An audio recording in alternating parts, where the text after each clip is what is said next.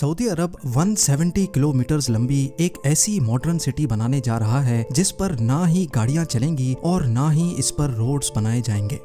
बिल्कुल सीधी लाइन में बनाया जाने वाला ये दुनिया का सबसे पहला और सबसे बड़ा शहर होने वाला है, जिसको 2030 से पहले पहले कंप्लीट करना सऊदी किंग और क्राउन प्रिंस का ख्वाब है।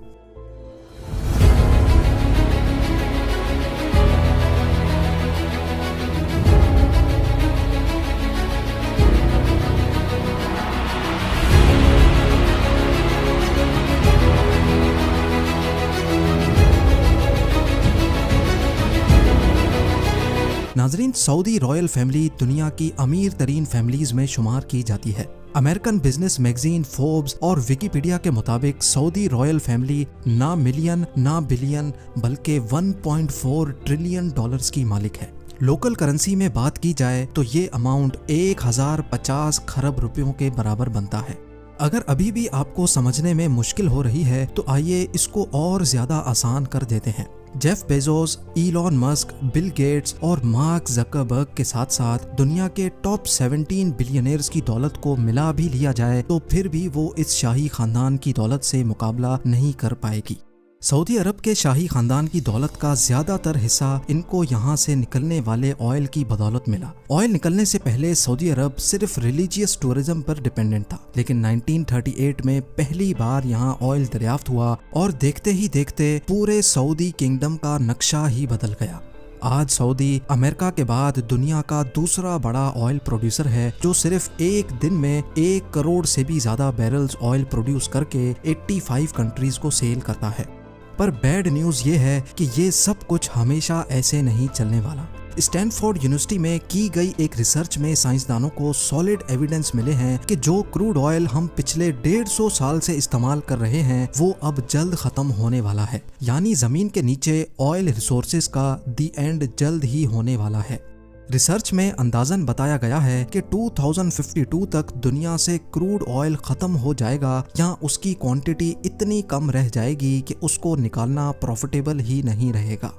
तो आखिर 2052 के बाद सऊदी किंगडम अपना गुजारा कैसे कर पाएगी? गुजारा तो शायद हो जाए, पर यह शाहाना लाइफस्टाइल कैसे बरकरार रहेगा? क्राउन प्रिंस मोहम्मद बिन सलमान ने अभी से ही सऊदी किंगडम को ऑयल की डिपेंडेंसी से हटाने का काम शुरू कर दिया है। दुबई की तरह अब सऊदी अरब भी वेस्टर्न टूरिज्म को प्रमोट कर रहा है और उसके लिए जो सिटी बनाई जा रही है वो दुबई से भी काफी ज्यादा एडवांस्ड होगी। ये शहर दुनिया में मौजूद दूसरे शहरों से काफी ज्यादा मुख्तलिफ होगा, क्योंकि जहां दूसरी सिटीज सेंटर से स्टार्ट होकर आहिस्ता आहिस्ता बाहर की तरफ फैलती जाती हैं, वहीं ये सिटी एक स्ट्रेट लाइन में होगी और वो भी 170 किलोमीटर लंबी लाइन। اليوم بصفتي رئيس مجلس إدارة نيوم نقدم لكم ذا लाइन। ये लाइन सिटी जिसका नाम नियोम रखा गया है, ये सऊदी अरब की इकोनॉमी को डाइवर्सिफाई करने का सबसे पहला अमल है। मोहम्मद बिन सलमान, जो सऊदी किंग सलमान बिन अब्दुल अजीज के बेटे हैं और जो अनऑफिशियली पूरी कंट्री को चला भी रहे हैं, उनके मास्टर प्लान में 2030 तक सऊदी को ऑयल की डिपेंडेंसी से हटाना भी शामिल है। नियोम सऊदी अरब की तबूक प्रोविंस में बनाया जा रहा है, जहां पर गवर्नमेंट ने इस नई सिटी के लिए एक स्पेशल जोन अलॉट किया है। इसका एक साइड गल्फ ऑफ अकाबा और दूसरा साइड रेड सी को लगेगा, जबकि इसके साहिल से सिर्फ 5 किलोमीटर दूर इजिप्शियन सिटी शर्म अल शेख है, जो ऑलरेडी एक टूरिस्ट हॉट स्पॉट बन चुका है। दोनों कंट्रीज के हुक्मरानों का प्लान है कि नियोम और शर्म अल शेख को एक ब्रिज के जरिए भी कनेक्ट किया जाएगा, जिससे दोनों कंट्रीज को ना सिर्फ टूरिज्म में फायदा होगा बल्कि दोनों के दरमियान इजराइल को बाईपास करके एक लैंड कनेक्शन भी बन जाएगा। सऊदी गवर्नमेंट की तरफ से नियोम का जो नक्शा प्लान किया गया है वो वाकई काफी इंटरेस्टिंग है। क्राउन प्रिंस का कहना है कि लाइन सिटी के बेशुमार फायदे हैं और ये दुनिया को नेक्स्ट लेवल तक लेके जाने का एक रोल मॉडल होगी। ये सिटी 3 लेवल्स पर फैली होगी, जिसमें ग्राउंड लेवल पे ना ही गाड़ियां चलेंगी और ना ही कोई रोड बनेगा, बल्कि ये लेवल नेचर से भरपूर होगा, जहां सिर्फ पैदल चलने वालों की जगह होगी। दूसरे लेवल को सर्विस लेयर का नाम दिया गया है, जिसमें सारी कमर्शियल एक्टिविटी जैसा कि शॉप्स, ऑफिसेज और मॉल्स होंगे। इस लेवल पे रोड्स होंगे और गाड़ियां भी इसी लेवल पे चलेंगी। नियोम का तीसरा लेवल इस सिटी की बैकबोन साबित होगा, क्योंकि यहाँ ultra high speed transport system बनाया जाएगा जो लोगों को 170 किलोमीटर पर फैले शहर के एक कोने से दूसरे कोने तक सिर्फ और सिर्फ 20 मिनटों में पहुंचाने की काबिलियत रखेगा। नियोम दुनिया की बाकी सिटीज के मुकाबले में बिल्कुल डिफरेंट होगी, क्योंकि ये पूरी सिटी, इसमें मौजूद electrical system, transport system, industries, सब कुछ रिन्यूएबल एनर्जी के जरिए चलेगा। यानी जो ऑयल 2052 में ख़त्म होना है, नियोम के लिए वो 2030 में ही ख़त्म हो जाएगा। ये लाइन सिटी जहां रेड सी के साहिल से गुजरेगी, वहीं इसका ज्यादातर हिस्सा 4,500 फीट ऊंचे पहाड़ों से भी गुजरेगा और सऊदी गवर्नमेंट ने इस हिस्से को ट्रोजेना का नाम दिया है। प्रोजेक्ट की कंस्ट्रक्शन के लिए किसी भी पहाड़ को नुकसान नहीं पहुंचाया जाएगा, बल्कि इसी नेचुरल लैंडस्केप की खूबसूरती को इस्तेमाल करके इसमें डेवलपमेंट की जाएगी, जहां एक vertical village, outdoor ski resort, mountain to mountain transport system, health centre और लग्जरी एंटरटेनमेंट सेंटर्स भी बनाए जाएंगे। इस लाइन सिटी की जियोग्राफिकल लोकेशन ऐसे रखी गई है कि दुनिया की 40% पॉपुलेशन यहाँ 4 घंटे में पहुँच सकती है और सऊदी क्राउन प्रिंस का टारगेट यहाँ 2052 तक 1 अरब की पॉपुलेशन अट्रैक्ट करना है। अब जाहिर है इतनी एडवांस्ड और फ्यूचरिस्टिक सिटी पर खर्चा भी ठीक ठाक होगा। सऊदी गवर्नमेंट ने नियोम प्रोजेक्ट के लिए $500 बिलियन का बजट एलोकेट किया है, जो तकरीबन 37,500 अरब रुपए बनते हैं। अच्छी खबर यह है कि इस प्रोजेक्ट पर काम स्टार्ट हो चुका है। सबसे पहले तो यहाँ और कुछ हो ना हो 1000 एकड़ के एरिया पर फैले आलीशान रॉयल पैलेसेस और रॉयल स्वीट्स बनाए गए हैं। प्राइवेट बीच फ्रंट पर बने और बीच रेगिस्तान में हरे भरे लॉन से घिरे हुए ये महलात सऊदी किंगडम के शाही खानदान की आरामगाह है, जिसमें बज़ाहिर दिखने वाला ये प्राइवेट गोल्फ क्लब और 2 प्राइवेट आइलैंड्स भी हैं। इस पूरे एरिया को नियोम पैलेस का नाम दिया गया है, जहां पर 2 हेलीपैड्स भी मौजूद हैं।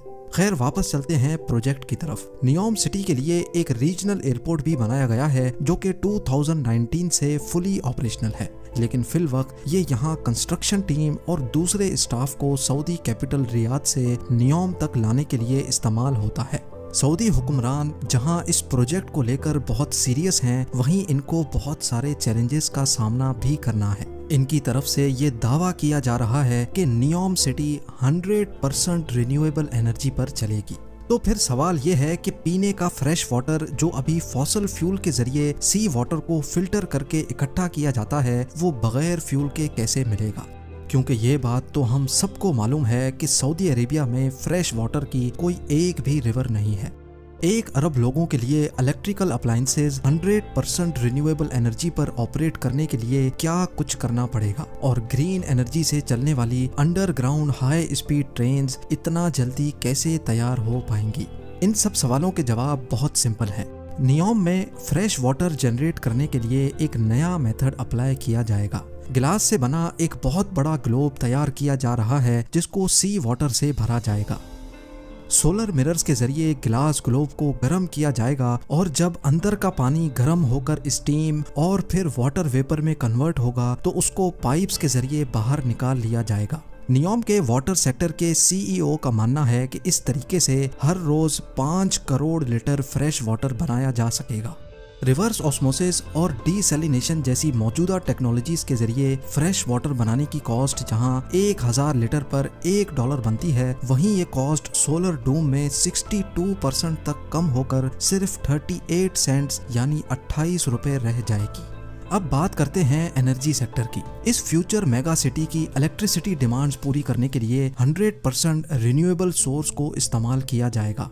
सऊदी अरब की लोकेशन के हिसाब से यहाँ ज्यादातर गर्मी रहती है और गर्म इलाकों में विंड कंडीशंस ज्यादा बेहतर होती हैं। इसीलिए विंड टरबाइंस और सोलर की मदद से नियोम पर ऐसे प्लांट लगाए जाएंगे जो पानी और हवा को इलेक्ट्रोकेमिकल सेल के जरिए ग्रीन अमोनिया में कन्वर्ट करेंगे, जो कि एक बहुत इफेक्टिव फ्यूल है।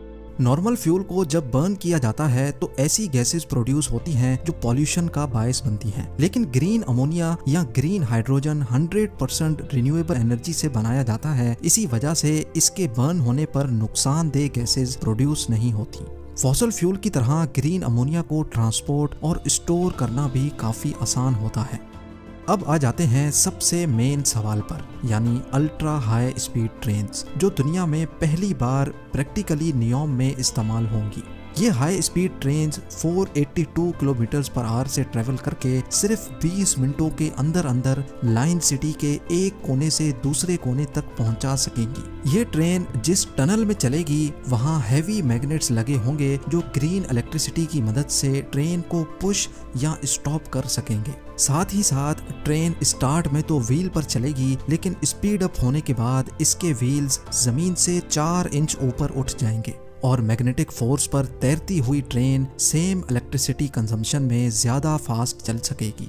इस सिटी का डिजाइन बिल्कुल स्ट्रेट लाइन भी इसी वजह से रखा गया है ताकि अल्ट्रा हाई स्पीड ट्रेन को सफर के दौरान टर्न्स की वजह से स्लो ना होना पड़े। कई एक्सपर्ट्स का मानना है कि इस लेवल की फ्यूचर सिटी और इसमें यूज होने वाली टेक्नोलॉजीज को 2030 तक बनाना पॉसिबल नहीं है, लेकिन नियोम प्रोजेक्ट का विजन और इस पर की जाने वाली मेहनत से एक बात तो क्लियर है कि सऊदी किंगडम अपने फ्यूचर को लेकर काफी सीरियस है और वेस्टर्न टूरिज्म को प्रमोट करने की भरपूर कोशिश भी कर रही है।